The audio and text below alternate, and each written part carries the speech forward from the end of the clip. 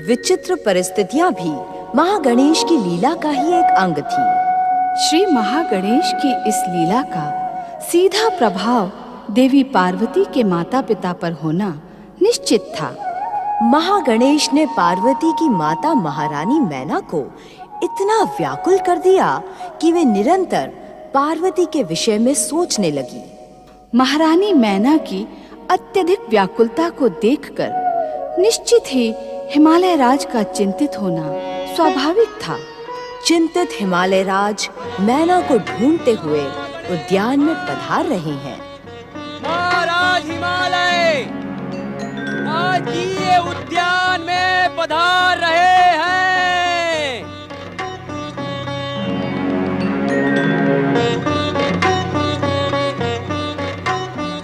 आप हमें बिना बताए यहाँ उद्यान में चली आई महारानी। महारानी, आप किन विचारों में खोई हुई हैं? महाराज, आप अपने राजकाज में इतने अधिक व्यस्त हो गए कि आपको अपने प्राणों से भी प्रिय पुत्री पार्वती का स्मरण नहीं रहा। ये आपने क्या कह दिया महारानी? मेरे जीवन का तो एक भी क्षण ऐसा व्यतीत नहीं होता जब मैं अपनी प्रिय पुत्री पार्वती का स्मरण ना करूं। स्वामी, कितनी आराधना तथा प्रतीक्षा के पश्चात परमदेव श्री महागणेश की कृपा से हमने पार्वती को प्राप्त किया था, परंतु जब से पार्वती पति ग्रह गई है, हमें भूल ही गई है। स्वामी, मेरा मन पार्वती से मिलने के लिए व्याकुल हो रहा है। चलिए स्वामी, यदि वो हिमाचल लौटने की इच्छुक नहीं है तो हम चलकर उससे मिलते हैं। किंतु महारानी, बिना शिव शंकर की इच्छा के हमारा कैलाश जाना उचित न होगा। शिव शंकर की इच्छा के बिना हम कब तक अपनी पुत्री से दूर रह सकते हैं? शिव शंकर की इच्छा का ज्ञान हमें कैसे होगा? महारानी, महादेव सर्वज्ञ हैं। निश्चित ही उन्हें हमारी व्याकुलता का ज्ञान होगा। आप धैर्य धारण करें महारानी। शिव शंकर की कृपा से हमें कैलाश जाने का निमंत्रण अवश्य ही प्राप्त होगा। अपने प्राणों से भी प्रिय पुत्री पार्वती से मिलने के लिए अब मैं और धैर्य धारण नहीं कर सकती। स्वामी, ये तो लोक परंपरा है। माता पिता अपनी पुत्री से मिलने के लिए कभी भी जा सकते हैं। आपने सत्य कहा महारानी। लोक परंपरा के अनुसार माता पिता को विवाह के पश्चात अपनी पुत्री से मिलने में कोई बंधन नहीं है। किंतु महारानी, हमने अपनी पुत्री पार्वती का विवाह इस लोक में नहीं, उस लोक में किया है जहां तक पहुंचने की आस में ऋषि मुनि भी कई कई युगों तक साधना करते रहते हैं। प्रणाम महाराज। क्षमा करें महाराज, हम अपनी उद्विग्नता पर नियंत्रण न रख सके। असमय यहाँ आने के लिए हमें क्षमा करें। पार्वती की प्रिय सखियों जया और विजया, ऐसी कौन सी उद्विग्नता थी जिसके कारण आप दोनों को इस समय हमारे सम्मुख उपस्थित होने का निर्णय लेना पड़ा? महाराज, अपनी प्रिय सखी पार्वती से मिलने के लिए हमारा मन अत्यंत व्यग्र है। हाँ महाराज, सखी पार्वती के बिना हमारा जीवन शून्य दिखाई पड़ रहा है। हमें अपनी प्रिय सखी पार्वती से मिलने के लिए कैलाश जाने की आज्ञा दे महाराज। हम पर कृपा करें महाराज। यदि शीघ्र हमें प्रिय पार्वती के दर्शन न मिले तो हम व्यग्रता में अपने प्राण त्याग देंगी।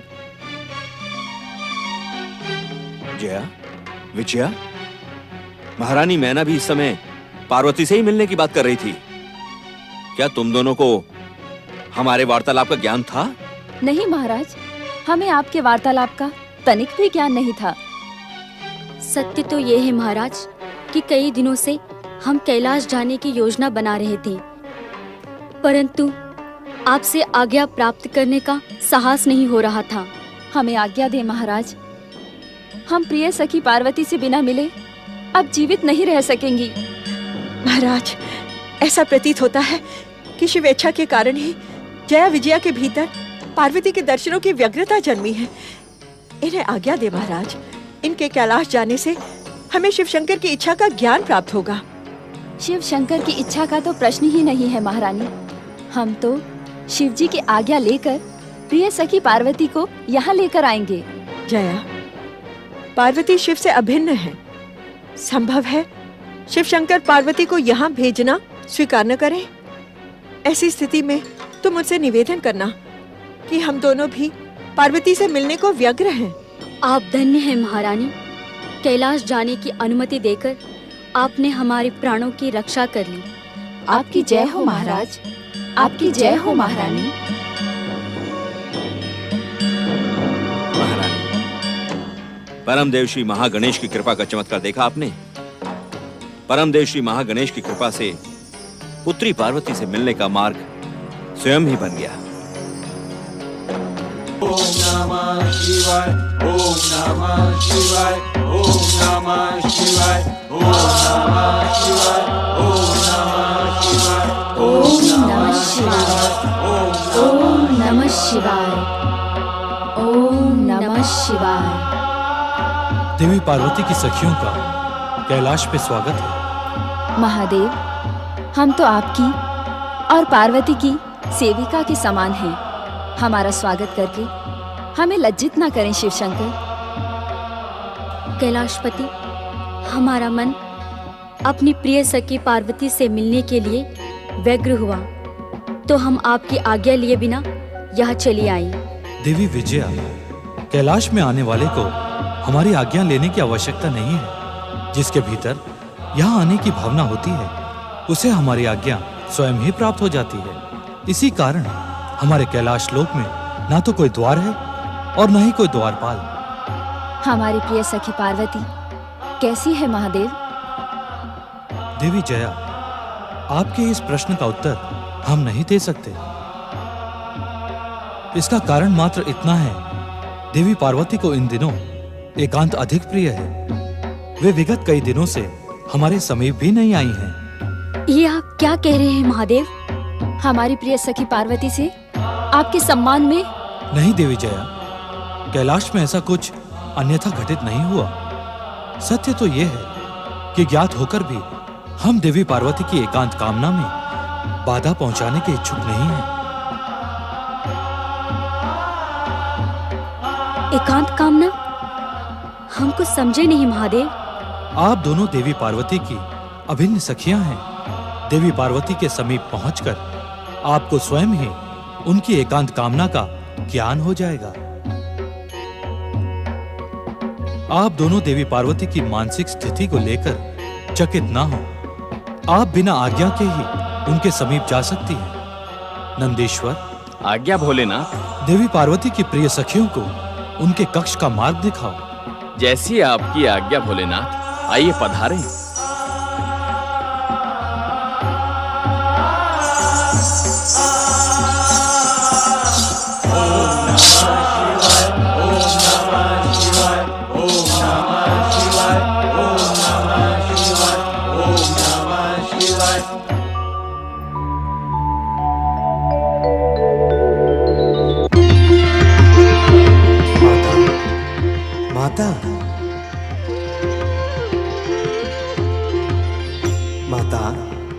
मुझे भली भांति ज्ञात है कि आप मुझे पुत्र रूप में पाने में हो रहे विलंब के कारण क्षुब्ध हैं। श्री महागणेश, आप तो हर मन का रहस्य जानते हैं। आपको पाने की व्यग्रता में अब मैं क्षुब्ध ही नहीं, व्यग्र और उद्विग्न भी हो गई हूँ।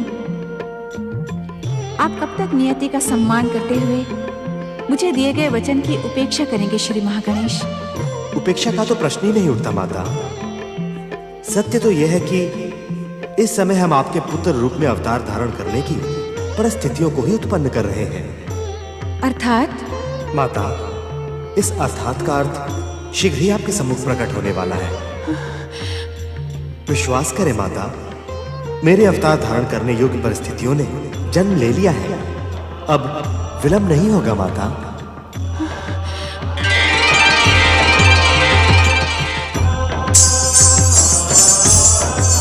माता पार्वती। सखी पार्वती। जया विजया।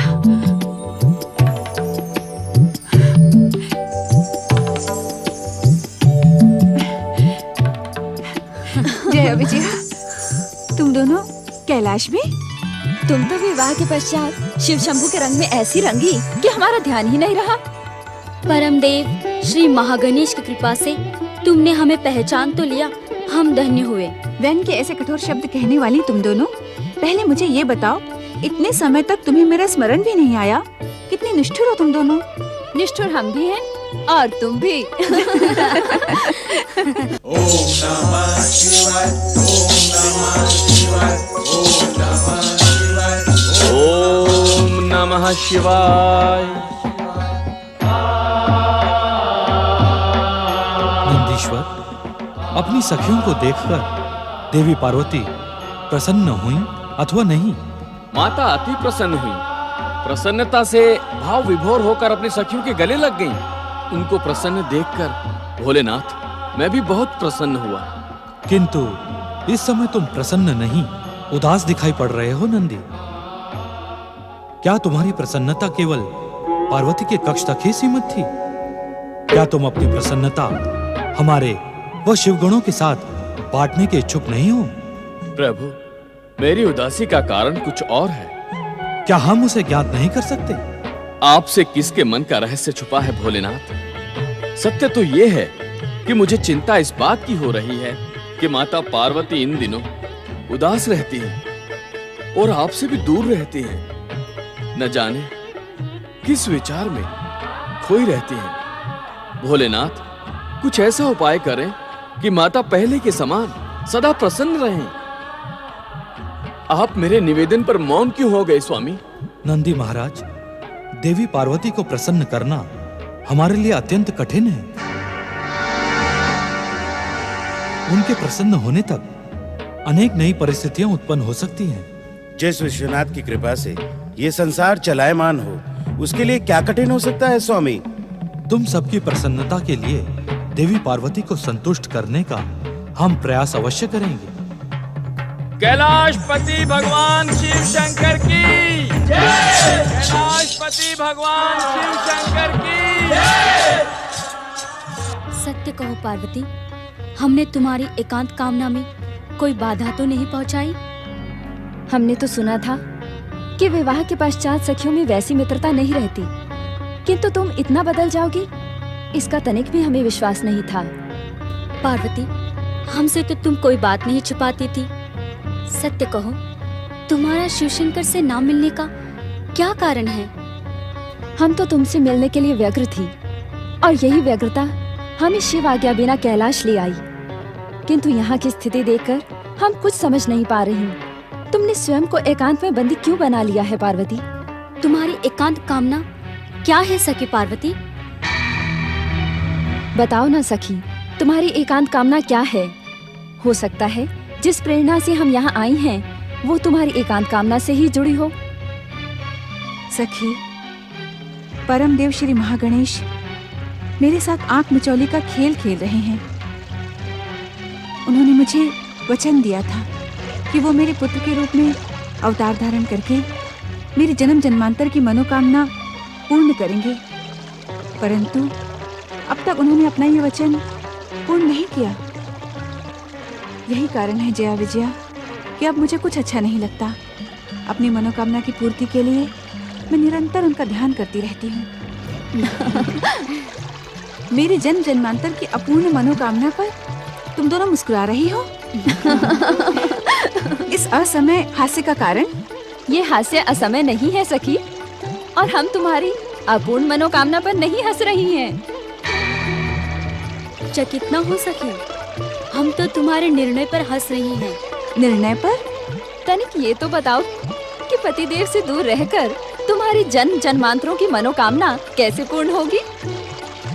तुम दोनों के आने से पूर्व परमदेव श्री महागणेश अदृश्य रूप में यहाँ आए थे और उन्होंने मुझसे कहा कि अब उनके अवतार धारण करने में अधिक विलंब नहीं होगा, किंतु स्वामी की सेवा में जाने के लिए तो नहीं कहा उन्होंने मुझसे। अरे अरे, क्रोधित ना हो सखी। तुम्हारी इसी दृष्टि से तो हम सदा भयभीत रहती थी। क्रोधित ना हूँ तो और क्या करूँ? एक तो मेरी मनोकामना पूर्ण नहीं हो रही है, और ऊपर से जब से तुम दोनों आई हो मुझ पर व्यंग के प्रहार किए जा रही हो। इसका कारण जानती हो क्या है? क्या है? ऐसा प्रतीत होता है कि अब तक तुमने विधिवत श्री महागणेश की पूजा नहीं की। हाँ सखी, हमने सुना है कि श्री महागणेश बिना पूजा और आराधना के प्रसन्न नहीं होते। तुम दोनों बावली तो नहीं हो गई हो? मैं अपने होने वाले पुत्र की पूजा आराधना करूंगी। इस समय परम देव श्री महागणेश तुम्हारे पुत्र नहीं हैं। वे अपनी इच्छा से इस सृष्टि को उत्पन्न करने वाले परम पुरुष पुरुषोत्तम हैं। सखी पार्वती, तुम्हारे पुत्र रूप में जन्म लेकर भी परम देव श्री महागणेश उसी प्रकार पूजनीय रहेंगे। यही तो उनकी लीला है। इस लीला के रहस्य को समझो सखी। संभवतः तुम दोनों सत्य कह रही हो। तो सर्वप्रथम अपने मन में श्री महागणेश की पूजा और आराधना का संकल्प करो। चलो सखी, हम तुम्हें परम देव श्री महागणेश का विधिवत पूजन करने के लिए स्नान करवा दे। क्या तुम दोनों मुझे यहाँ स्नान करवाने आई हो? हम तो अपनी सखी से मिलने और उसके साथ रहने आई हैं। बाद में तुम्हें अपने साथ हिमाचल ले जाएंगे। तुम्हारी जन्म जन्मांतरों की मनोकामना पूर्ण करने में सहयोग देना हमारा सौभाग्य और परम कर्तव्य है। हमारी बातों की श्रृंखला तो समाप्त होने वाली नहीं है। चलो सखी, स्नान घर चल के स्नान करो। उसके पश्चात हम भी तुम्हारे साथ श्री महागणेश की पूजा आराधना करेंगे। माता, मेरे द्वारा उत्पन्न परिस्थितियां अब आपके सम्मुख आ गई हैं। सत्य माता, अब अधिक विलंब नहीं होगा।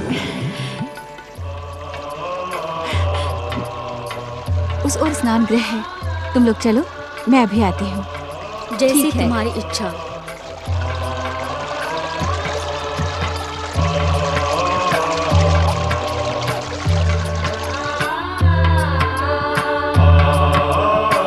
नंदी, नंदीश्वर, नंदी महाराज। आया माता। प्रणाम। देखो नंदी, हम स्नान करने जा रहे हैं। तुम यहीं द्वार पे रहना और किसी को भीतर नहीं आने देना। हमारे होते कौन भीतर आने का दुस्साहस करेगा?